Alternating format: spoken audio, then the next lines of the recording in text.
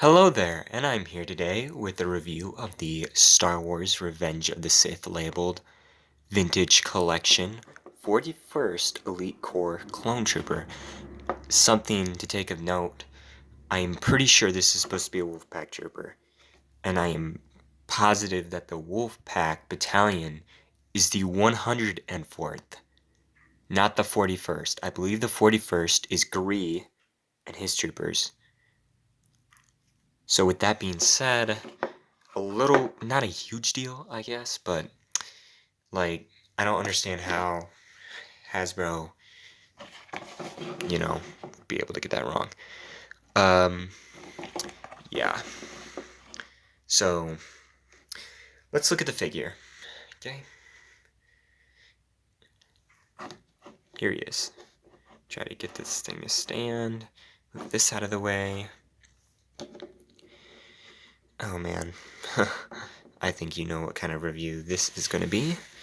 If not, hopefully you'll find it helpful. So, first, just looking at it, it's not too bad overall, I guess, but when you start looking closer, like right there, right on the shoulders, both of them, behind on the shoulders, the paint apps are really not too good, and you can make the argument, well, it's supposed to be a battle damaged clone trooper, so it's supposed to be scuffed up a little bit. I don't think it is. I guess you could justify it with that argument, but I like my clone troopers that are meant to be clean, and because he doesn't have much other battle damage on the rest of him, like specific paint that would indicate that, yeah, no, don't like that paint app. Messiness. Uh, Included is a removable helmet. As far as the removable helmets go on clone troopers, not a huge fan personally. I like it when it's a named clone trooper character that everyone cares about, but when it's a massable one like this, I think it's a waste of energy, effort, and money for a helmet that, in the end, a head sculpt that they're not going to put that much detail in. I mean, this head sculpt is not that good, especially when you compare it to the original exclusive Hasbro Pulse 3-pack with Jesse, Echo, and 5s, and then the single release carded 5s. Their face sculpts are way better. Even the Commander Wolf, which came out before those, head sculpt way better. It's not a big deal though, because I like to have the helmet on this trooper anyway. Okay, so accessories, it's supposed to come with just the normal DC-15 medium, small, whatever you want to call it, blaster carbine, basically the classic weapon. I promptly either lost mine or gave it to another trooper in my collection, so I just had him have this. I believe this is a Death Trooper pistol, but I mean, this guy's in the back, so that's why I don't care too much about that. Articulation. Okay, so the knees bend like that. Not all the way up, but not a big deal. You can get the legs moving back about that far. And then we are devolving back into this weirdness where they bend outward. Yikes. Don't like that at all, man. We move up. Ooh, look at that. It's even worse upward. You cannot... So you can kind of bend it straight forward, but for the most part, it's bending outward. Who asked for articulation like this? This is ancient articulation. And maybe I'm doing it wrong, but I don't think I am. I've messed with this figure a lot. And this thing was already pretty flimsy when I opened it up, just saying. Let's see. Torso, pretty good. You get a pretty good crunch. Back, doesn't really move back.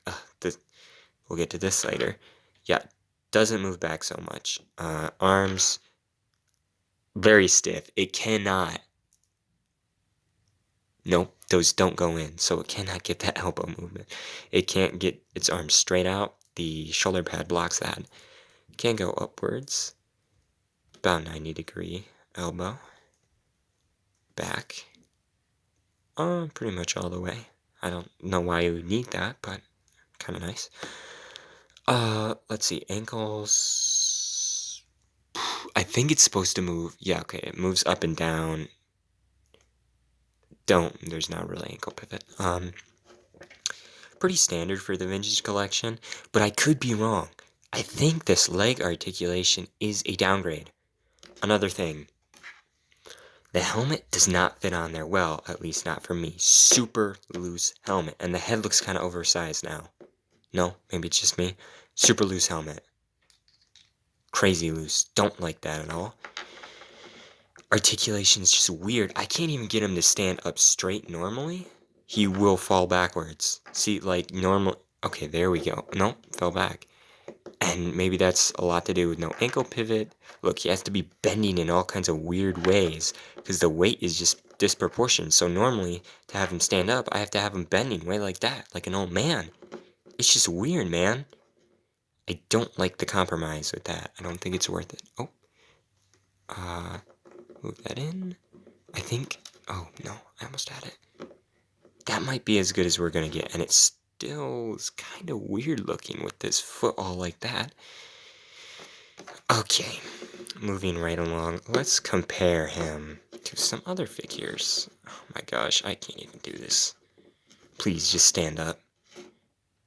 Just... Please. Please. Okay. So... We have the Commander Wolf, and they scale well together and everything. Definitely.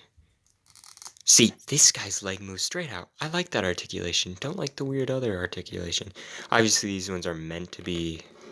They were least close together, and they're meant to be put together. It's just unfortunate. The, come on now. Execution on the standard one is so poor. And we also have comparison of the Celebrate the Saga one.